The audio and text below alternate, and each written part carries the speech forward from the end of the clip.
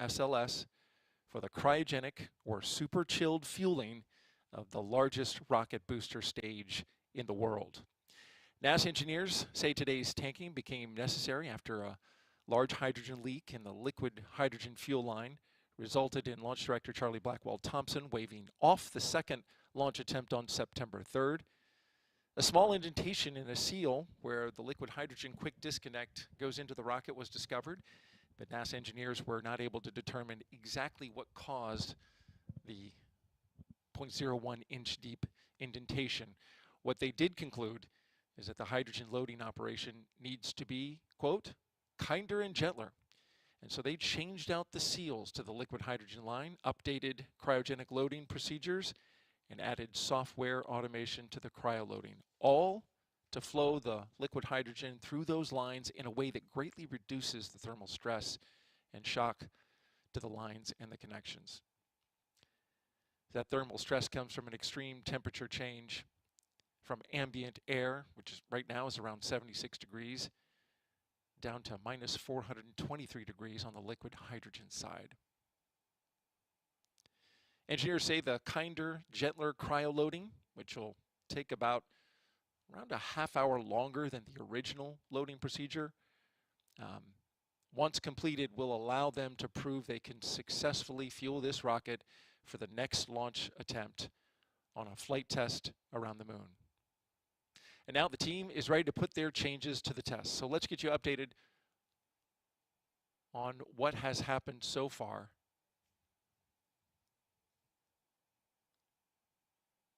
We are awaiting Artemis I launch director Charlie Blackwell Thompson to give her team the go to begin cryogenic operations.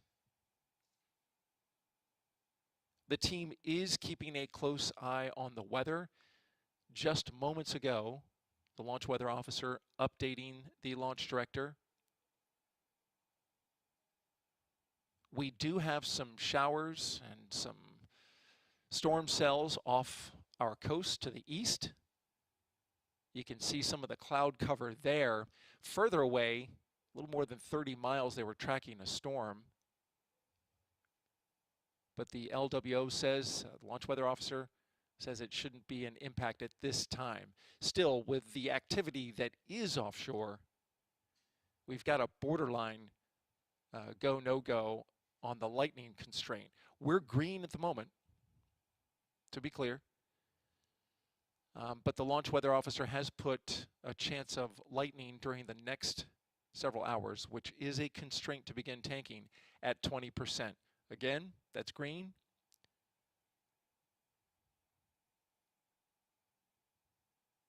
That's green to begin the tanking operation. The two other weather constraints that are non-factors for today are temperature and wind constraint. Though you may be aware that there is a hurricane out there in the Atlantic, it's far enough away not to be an impact for today's operation. There's a 10% chance that we'll have some sustained winds above 18 knots, but not higher than 23 knots, so we're good there. And a 30% chance of precipitation. Again, rain is okay for this operation.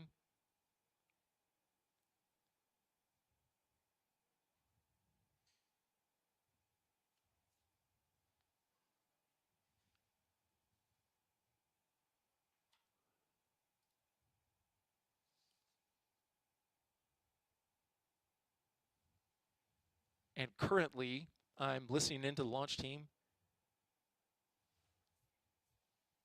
conducting a poll for the go of cryoloading. This would be the NASA test director who is conducting this poll.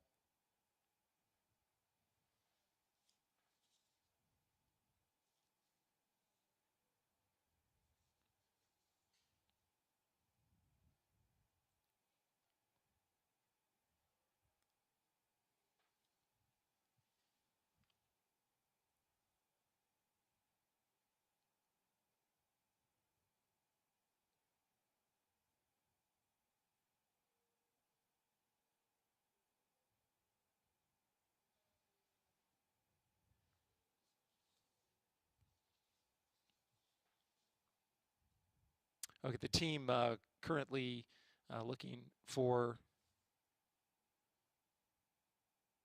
concurrence to move forward with an operation. There's currently looking to clear the blast danger area of all non-essential personnel. There was a team out there working a minor issue this morning.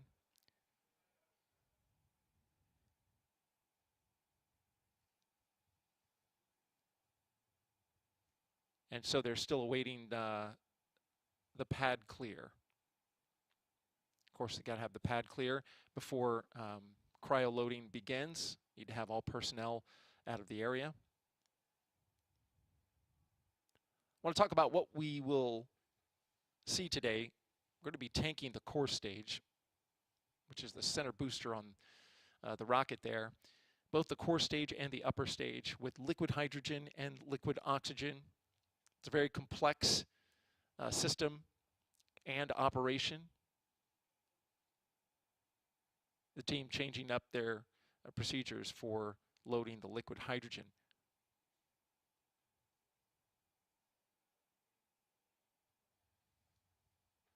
Stand by.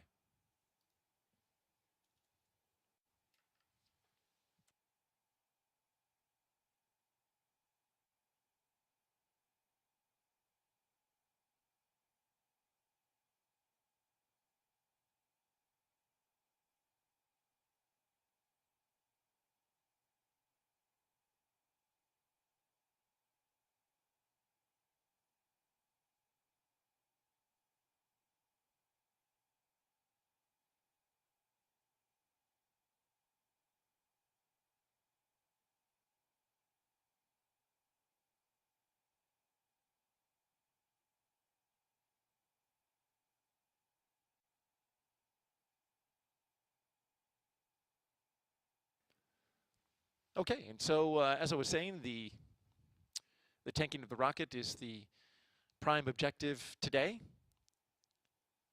Both tanks in the core stage and both tanks in the upper stage.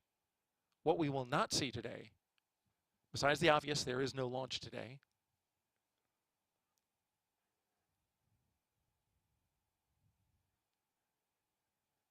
We will not be powering up the boosters today. You see the booster there on the side of the rocket. There's another one on the other side. It has the NASA worm logo on it. Those will not be powered on, and neither will the Orion spacecraft, which is at the very top of the rocket. So no checkouts for RF communication going back and forth with Orion, no configuring that spacecraft. The focus is on the tanking.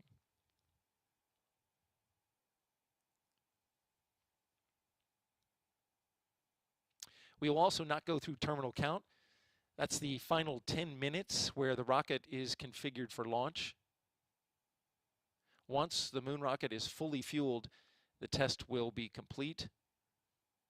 And if everything goes as planned, that will be right around 3 p.m. Eastern Time. Could be a little earlier. We'll have to see how it goes. Could be later. All depends on the flow of the operation today.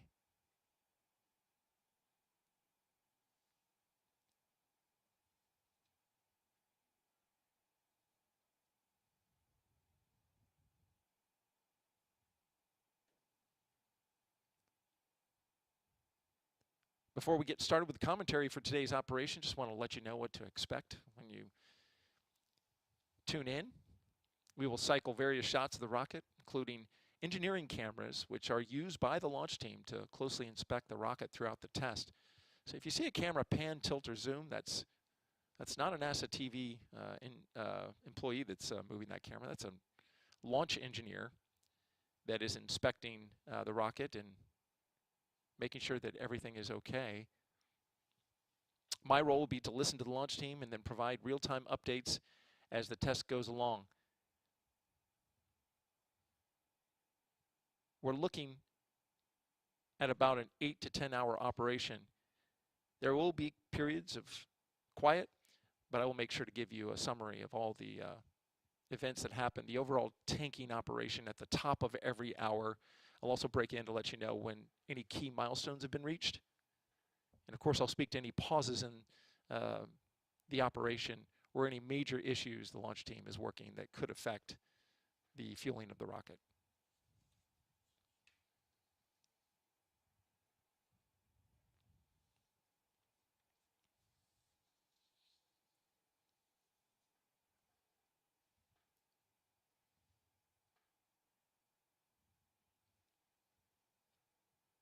So we are waiting now the go for cryoload from Launch Director Charlie Blackwell Thompson.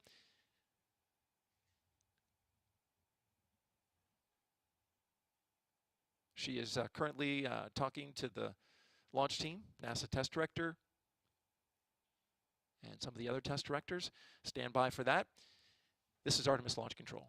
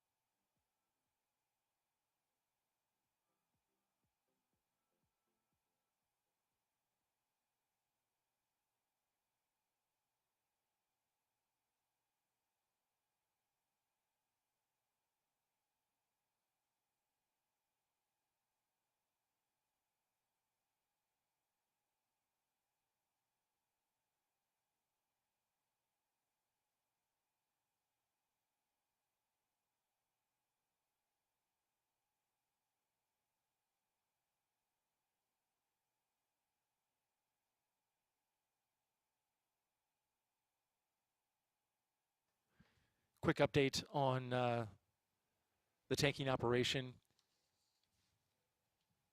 The launch team was working an issue with the mobile launcher. There was the electrical room, an issue with the pressurization inside the electrical room. This is where they clear out and add pressure, add air pressure to the electrical room to make sure that it's inert. But that has been resolved. However, with a team out there, they are now bringing that team back and clearing the blast danger area. Once they are able to clear that, then we will be ready to begin tanking. Again, worked a minor issue with the mobile launcher electrical room pressurization. It's been resolved, and the team is now clearing the blast danger area. And after that, we'll be ready to begin tanking.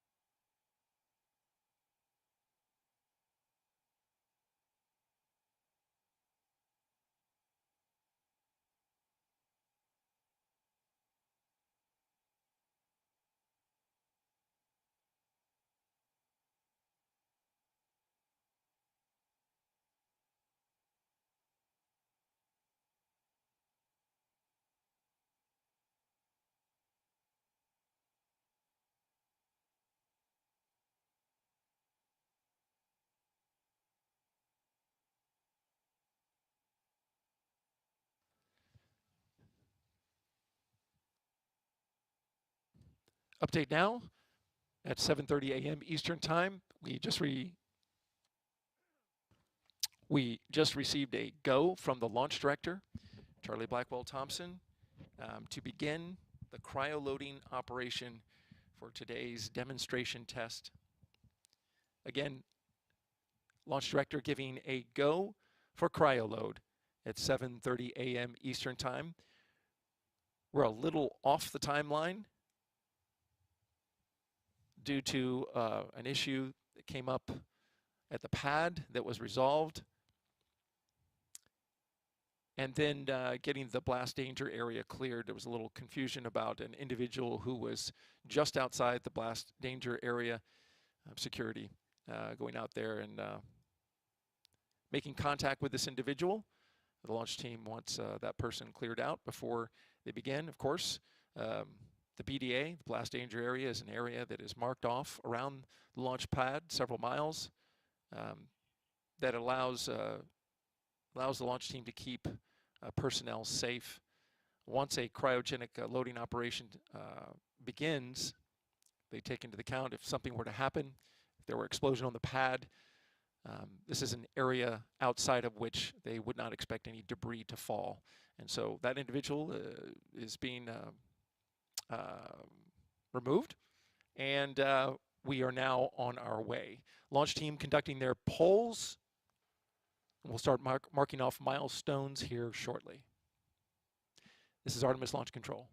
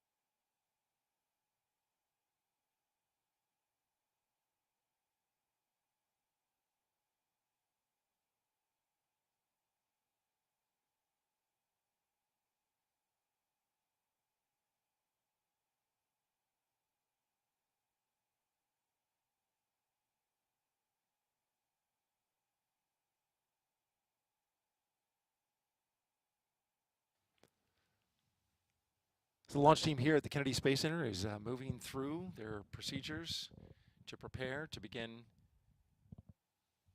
the cryo loading of the core stage with its propellants. They've fired up the circulation pumps and activated the heaters, and they've configured the liquid oxygen and liquid hydrogen valves for loading. The ground launch sequencer has been activated. That is the computer that tracks violations that could pop up. There you see a shot of inside firing room 1. Seated to the left in the upper deck is Launch Director Charlie Blackwell Thompson. To her right, to her left rather, right on the screen is the Assistant Launch Director Jeremy Graber.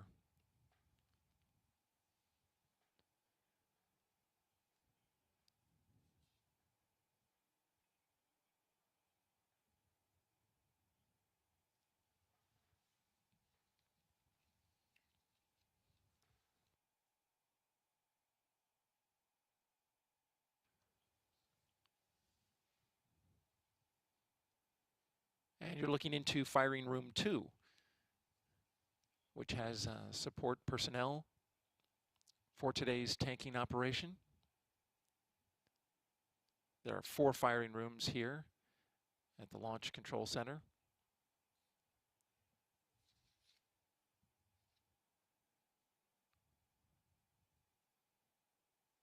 So as they prepare the valves and get ready to pre-chill the system,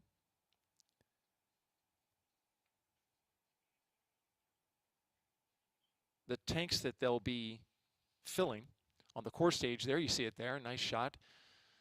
Core stage in the center.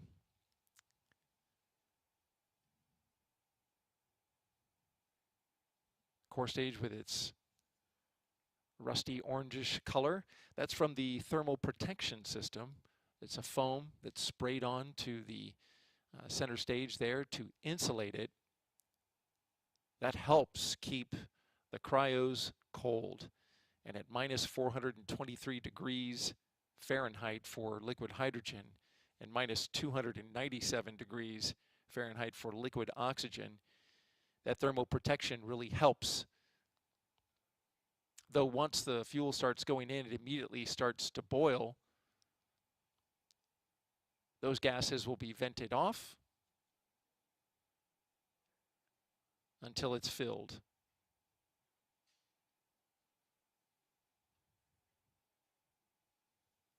That center tank there, as you're looking at the bottom of it, that's the largest tank, is just inside of the butterscotch colored thermal protection system. That's 537,000 gallons of liquid hydrogen that can be held in that portion of the rocket. Just above that is the liquid oxygen at 196,000 gallons.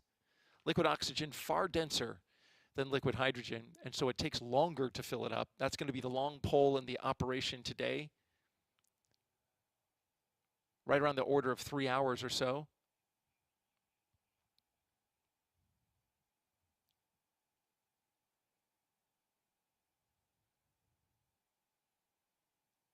All in all, that core stage booster is 212 feet tall, about 27.5 feet in diameter. That diameter, the same as the Space Shuttle external tank.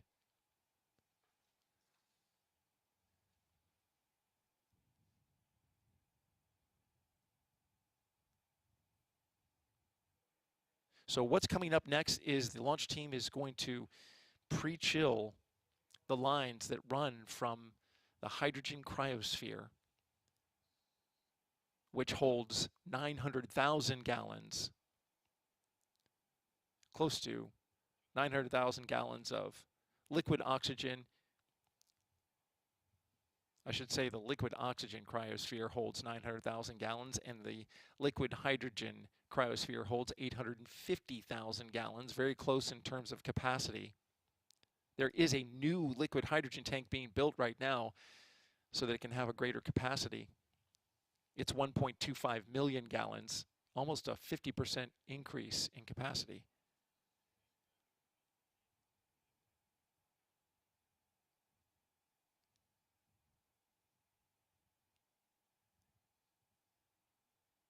In this shot, you see to the left the water tower.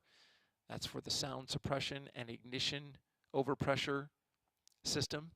That will flow water onto the pad when it's time to launch in order to reduce the acoustic shock that could actually damage the rocket upon liftoff.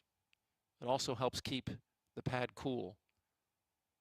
Millions of gallons of water will flood the deck of the mobile launcher as well as underneath in the flame trench when we're ready to launch.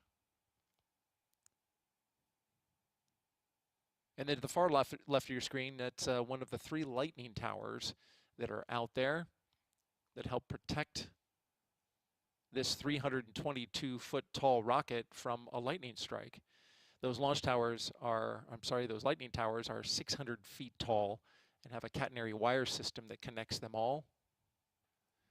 And they've been helpful. In fact, taking some lightning strikes when we've had some really stormy weather over the past few months. No issue or problems were associated with those strikes.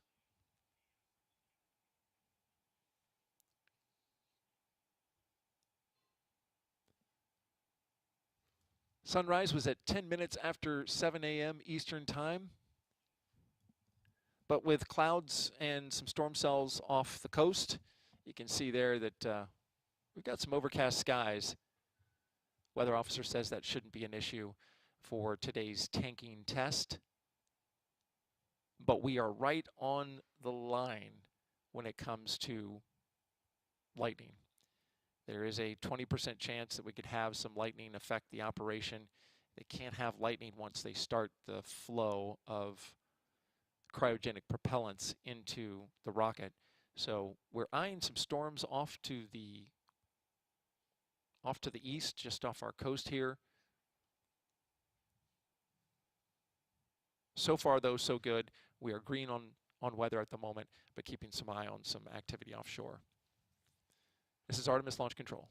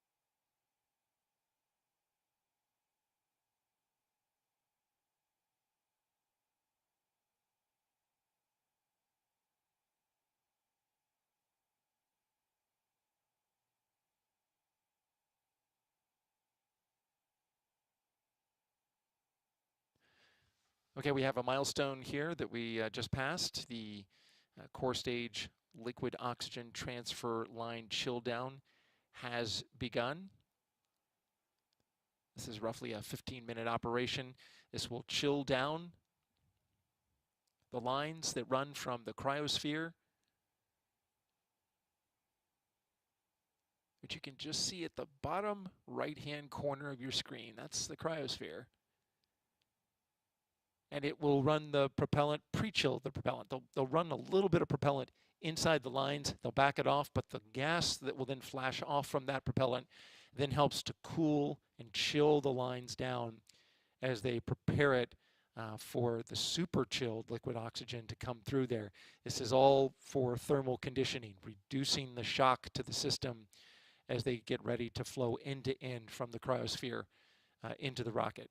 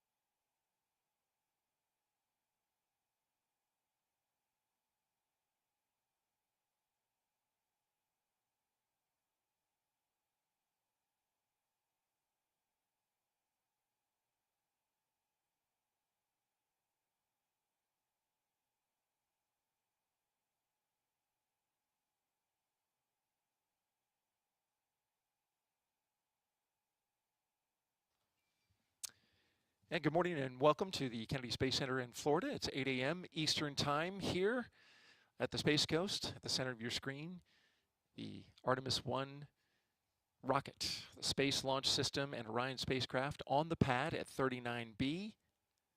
Currently, we are at the very beginning of the Artemis I cryogenic demonstration test.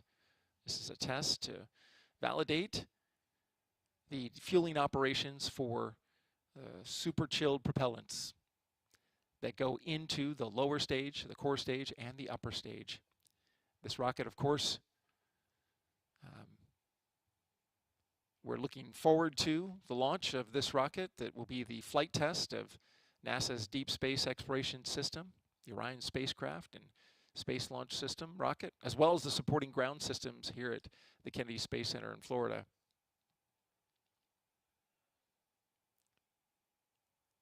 The tanking test, currently we are in transfer line chill down. These are the lines that run from the cryospheres that hold close to 900,000 gallons of propellant. They are pre-chilling the lines that run from there to the rocket. We're going to begin with the core stage. This is the lower part of the rocket. We're going to tank the liquid hydrogen and the liquid oxygen. We start with liquid oxygen and then move to liquid hydrogen. If you've been following the operation, there have been some challenges with the liquid hydrogen. We had a leak during the last launch attempt. That's been remedied and fixed. And now the team is testing that out, as well as a new loading procedure that's different from the first attempts, more similar to the green run at Stennis, where the launch teams tested the core stage and fired the engines. The Kennedy team modeling it more after that procedure in order to prevent thermal stress on the system. So they're going to be really easing the liquid hydrogen in today with this new procedure. And of course, we're keeping track of all the milestones. In your shot, you can see that it's an overcast day to start here on the east coast of Florida. We are green for weather, but the launch weather officer is keeping a close eye on some storm cells off in the distance. And you can see some of them right there at the horizon in this shot. The concern would be any storm cell that contained lightning. It's not a problem if it comes over top and rains on us. No issue there today. We don't have an appointment to go to the moon today. But if that cell has lightning in it, then it is a concern for tanking. So again, watching closely, there's currently a cell that's directly east of us, about more than 20 miles away offshore. Launch weather officer keeping a close eye on that. We got started today at 7:30 a.m. with the launch director giving the go for a cryo load. We're a little off the timeline, but there is no launch window today, so shouldn't be an impact at all to the procedures. And we're marking off our milestones. The shot you're looking at right here is one of the boosters on the side and the core stage in the center. And this is actually an engineer that's running that camera and getting a close look at the core stage. Once we start tanking propellant into that stage, it will be critical for engineers to keep a close eye on the entirety of that rocket booster. Make sure they don't see anything that looks like an issue.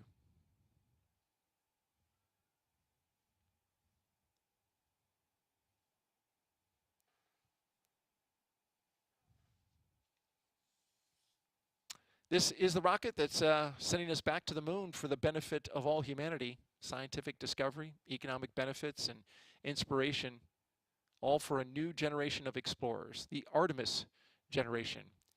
If you'd like to know more about the Artemis I mission, go to our website,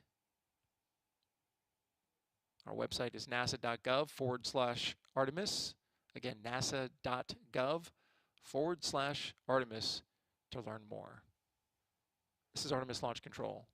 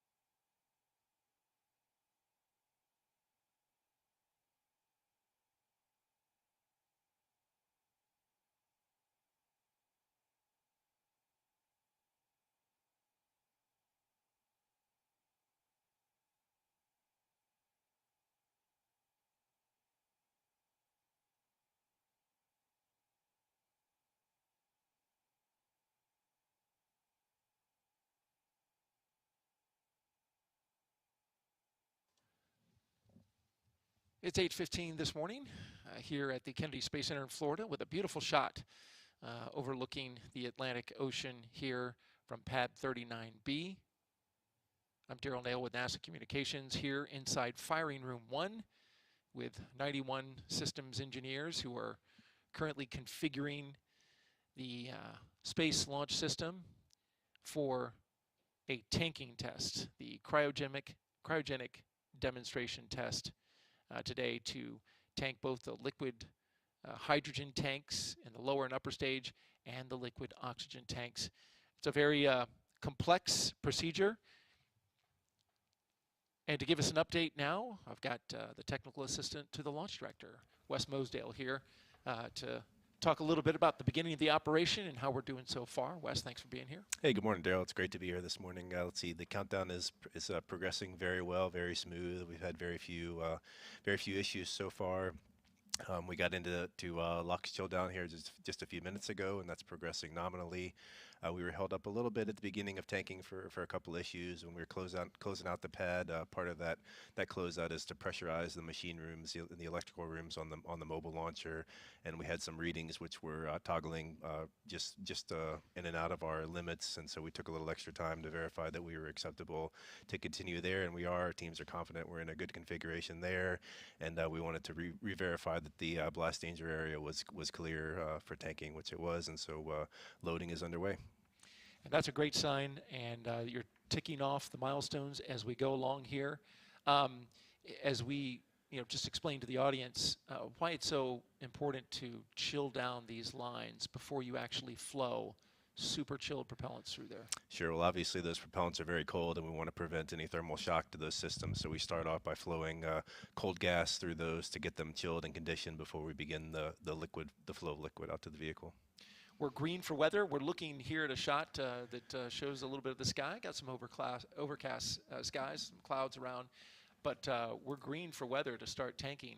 That's obviously something that, with some storms offshore, launch weather officers keeping an eye on that. Absolutely. We'll keep an eye on that as we progress today. As part of our pre-tanking preparations, we get a brief from the launch weather officer to verify that we're within our acceptable lightning constraints, which we were for today. And now that loading is underway, lightning is not as big of a concern for us, but we'll continue to monitor that. But as you said, we're go for loading at this point.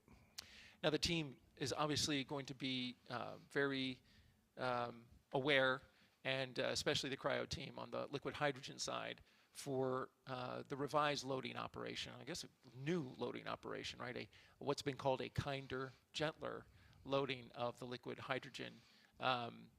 Talk a little bit about some of the milestones that are coming up that are key. For instance, around the 10 o'clock hour, we're going to go into core stage LH2 fast fill, but then check that engine bleed kickstart, and then later that LH2 pre-press test. That's right. So as far as you mentioned the revised loading procedures, so really that entails really a slower chill down of the hydrogen side. One of the potential causes for that leak that our team has determined is the rate at which we chill down that hydrogen QD. So part of our revised procedures has us taking a little bit of extra time to do a slower chill down of that system and make sure that it's conditioned properly, as I mentioned earlier, to help prevent that thermal shock.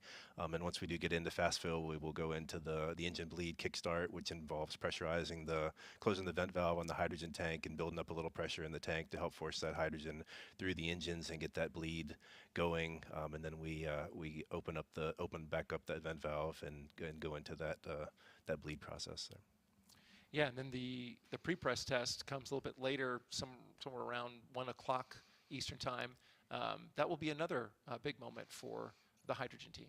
That's right. That's when we'll really get the true verification that our 4-inch QD is good. We'll pressurize the tank up to flight level, verify that we can maintain that pre-pressurization configuration, and do our high flow bleed check, which will be really the final verification that our cryo system, the hydrogen system, is in the right configuration to proceed with terminal count for our launch attempt.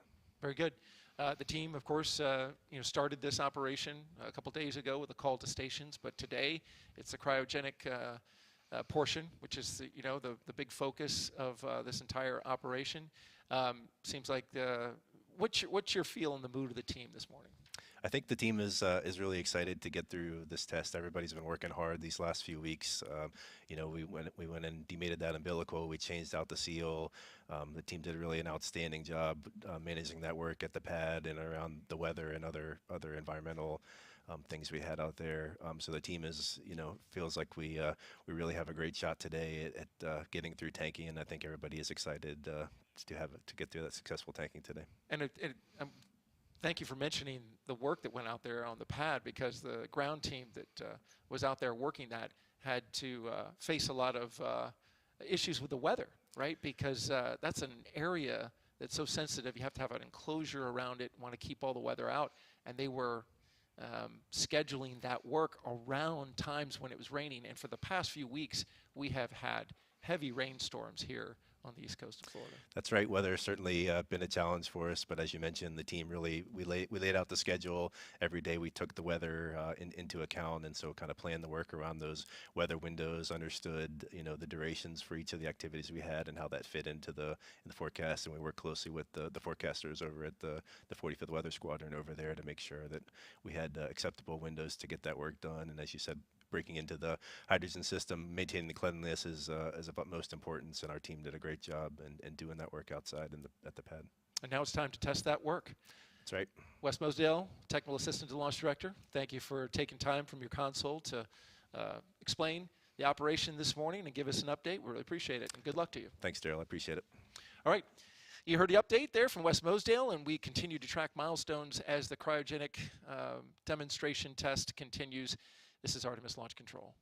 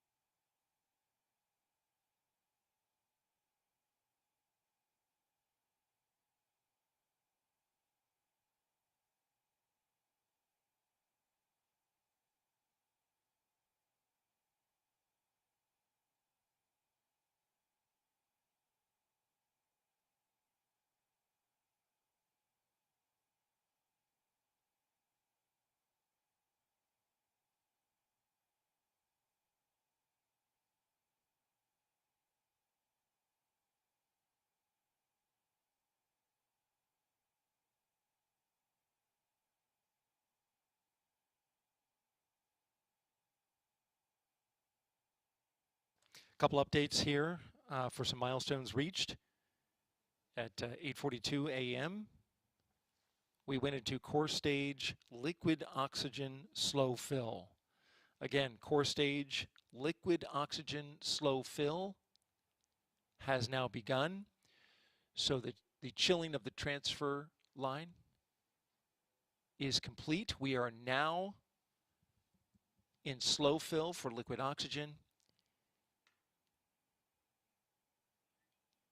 And on the liquid hydrogen side, we just got the go to proceed with propellant load for liquid hydrogen. Just got the go to proceed with the loading of liquid hydrogen propellant into the core stage. So again, liquid oxygen now in slow fill. Liquid hydrogen has the go to proceed. They are now going to begin chilling down the transfer lines.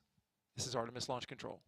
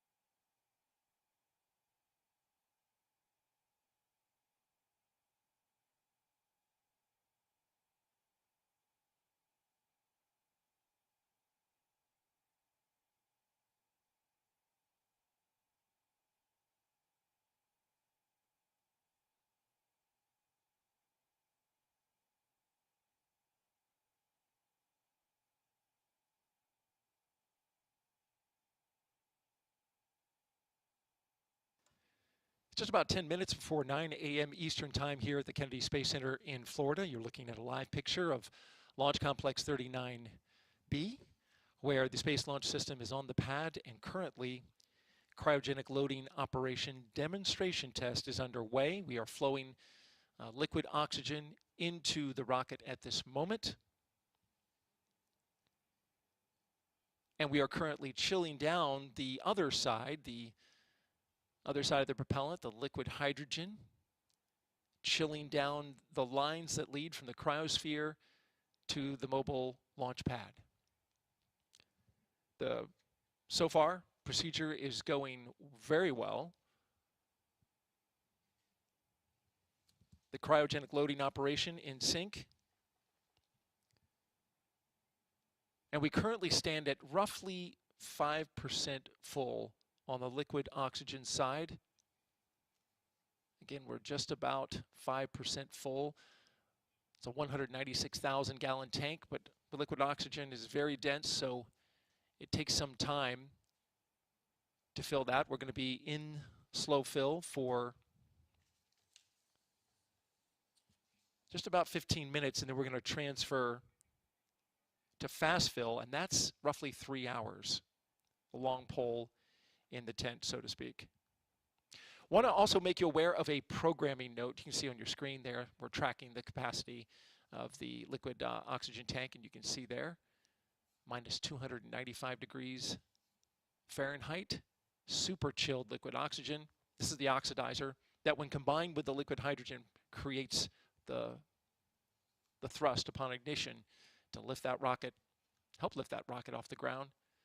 Today is a test, and a test only. You can see it's 5% full. I want to get back to the programming note I mentioned. We have a busy day here at NASA. Coming up at 8:55 a.m. Eastern Time in just a few minutes. Those of you watching this cryo demo test on NASA TV's public channel, you will be switched over to Johnson Space Center's launch coverage of the Soyuz rocket and spacecraft, carrying a new crew to the International Space Station. Here at Kennedy, we will continue coverage of the cryo demo on NASA's official media channel. You can see there at the bottom of your screen, that is the link. That is where you'll find the tanking test if you're not on it already. If you are, again, on the NASA public channel, we'll be switching to coverage from our friends at Johnson Space Center for the Soyuz launch. After the completion of the Soyuz launch coverage, tanking coverage will resume to NASA TV's public channel. Again, that's set to begin here in just a few seconds. This is Artemis Launch Control.